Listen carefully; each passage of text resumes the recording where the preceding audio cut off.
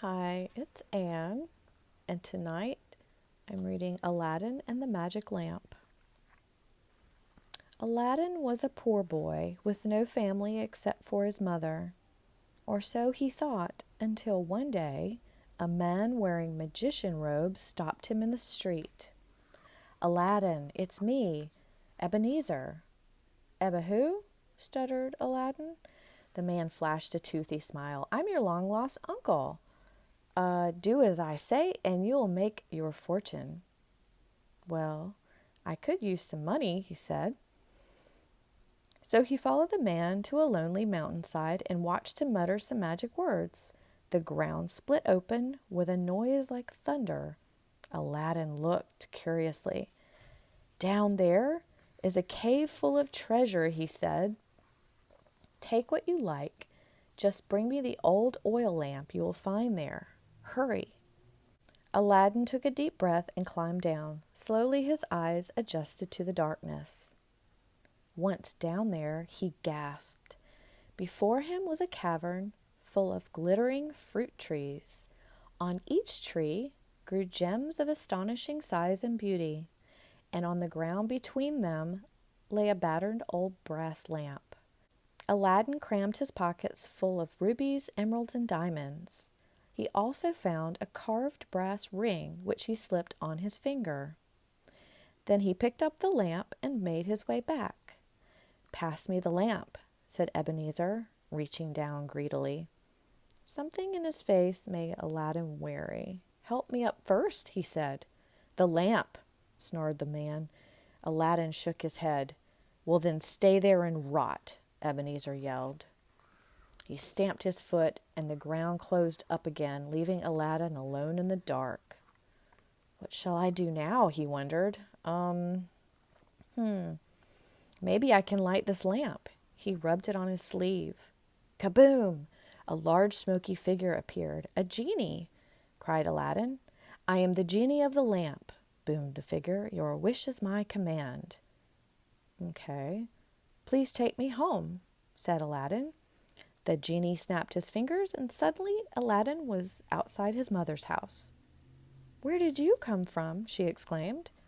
So Aladdin explained. "That magician was a liar," she said. "You don't have an uncle. He was right about the fortune, though. Look at those gems." "Well, the real treasure is the lamp," said Aladdin. No wonder he wanted it so badly.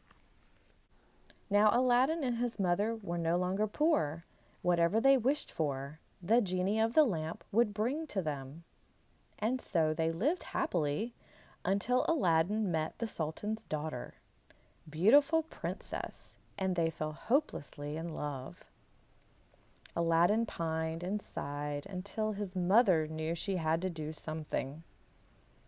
"Let's offer your gems to the Sultan and ask for her hand in marriage." The Sultan was very impressed with the gems. He was far less impressed to discover that Aladdin was just an ordinary boy, though. "How can you keep my daughter in a manner fit for a princess?" he boomed. "Easy," replied Aladdin, reaching for the lamp. Kaboom! The genie floated before him. "I need a magnificent golden palace." The genie snapped his fingers, and suddenly they were all whisked away. The Sultan, mother, Aladdin, and the princess were all thrilled to be in the new wedding setting. They were in a beautiful golden palace. The celebrations lasted for days. People came from far and wide to see them. Among the crowds was the wicked magician Ebenezer. "That wretched boy must have the lamp. He must be using it, but it won't last. I'll see to that." He waited until Aladdin had gone out one day, then took a tray of lamps and stood by the palace. "New lamps for old," he called. The princess was leaning out of a window. She heard the old man and said, "Here's an old one," and gave him the battered brass lamp.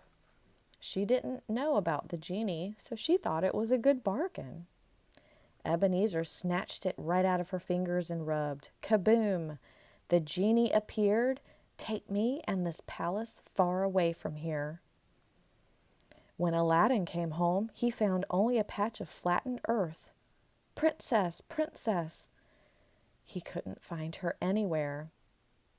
In despair, though, he accidentally rubbed the carved brass ring that he still wore on his finger.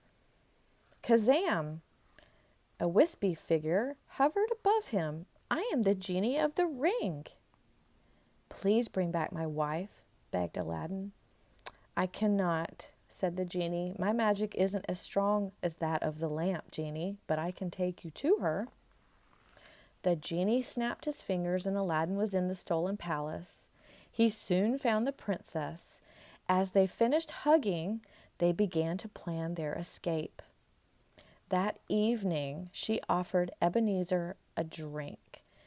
He swallowed it in 2 gulps and fell fast asleep, for she had put in it a sleeping potion. Then the princess took the lamp, tiptoed out to where Aladdin was waiting. Aladdin rubbed the ring. Kazam! Carry Ebenezer to the cave under the mountain and lock him up. And then kazoom! Now please take us home, he said. With a smile, both genies did as they were commanded. And this time, without a wicked magician to spoil things, they lived happily ever after. The end. And good night.